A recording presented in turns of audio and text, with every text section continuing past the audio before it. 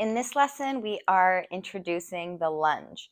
We use the lunge when we are climbing upstairs, walking up hills, when we are coming down to the ground and we're picking something up. So very important in everyday life. So let's get into proper form for the lunge, common mistakes and how to avoid them, and then we will practice it together. So we're going to start with the reverse lunge. So when we are getting into our lunge, we want to stand with our feet hip width apart. Okay, I'm going to engage my core just like with the squat in order to have a nice straight spine throughout the movement. Now, to get into the reverse lunge, I'm going to step back, maintaining the hip width distance with my feet. I'm going to step back, land on my toe, and lower down so that my front and my back knee are bent 90 degrees. Then I'm going to push through my front heel to come up to standing. Now, you can do a lunge two different ways depending on what muscles you want to work. I always like to do it this way, which I'm going to show you because it works more of the glutes. So when you're stepping back, you take a little lean forward. So see how my spine is still straight, but I'm on a slight angle. Then when I push through the heel, I'm going to feel it more in my glutes. Okay, so one more time. I'm slightly leaning forward, stepping down, pushing through my heel, and I feel it in my glute. Now, if you want to work more of your quads, you're going to keep a more upright position with your upper body, and you're not going to step back as far. Okay? So I'm more upright. My knee is not as far back as with the more glute focused lunge. Now, common mistakes with the lunge. Number one is stepping too far back or leaning too far forward. So see how my knee is really coming over my toes?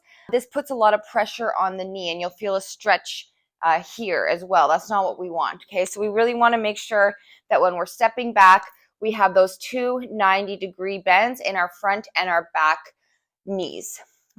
Common mistake number two is when you're coming back to standing, you push off the back foot. We don't want that. We want the front leg to be the working leg. So we're going to push through this front heel and really using that front leg to bring the back leg up to standing. Now, another thing that might happen, and that's very common, is losing your balance when you come into the lunge. So this could just be that you're stepping too narrow and you're going too fast. So remember, we want to maintain that hip width distance even as we step back, okay? And that's going to help widen our center of gravity. If that is still off balance, you can step out even a little bit wider than that, okay? Just until you get more stable, then you can bring it in more narrow. The other thing that might be happening is your front knee might turn inwards. So what you want is you always want to make sure that you're using your abductor to bring that knee over the ankle, kind of towards the baby toe, okay? So if you look down and you see your knee in, remember we got to bring it out here. All right, so then we push through our heel to come up to standing. So let's do a couple of reps together. Let's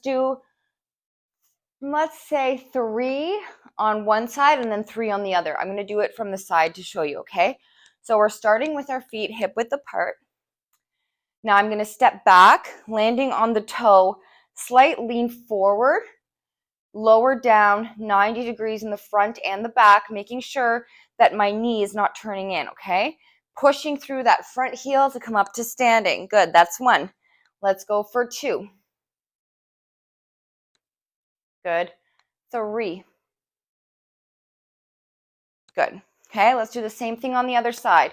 My feet are hip width apart. I'm stepping back, landing on the toe, keeping that hip distance between my legs. Slight lean forward, pushing through this front heel to come up to standing. Okay, 2. Right, so I'm not pushing off that back leg. And 3.